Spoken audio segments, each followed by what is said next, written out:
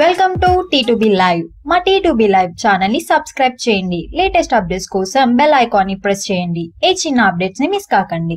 Baahubali 2 humongous success తర్వాత 2 నెలల gap తీసుకొని కొత్త ప్రాజెక్టుపై పని మొదలు పెట్టాలనుకుంటున్న రాజమౌళి ఎలాంటి సినిమా చేస్తాడని అందరిలోనూ ఆసక్తి నెలకొంది. టోటల్ ఇండియా మొత్తం ఏ హీరోతో సినిమా చేస్తాడు, అది ఎలా ఉండబోతుంది, బాహుబలి పార్ట్ 2 ని మించి ఉండబోతుందా అన్న ఆసక్తితో ఎదురు చూస్తుండగా రాజమౌళి ఓ బాంబ్ వేశాడంటున్నారు ఇండస్ట్రీలో.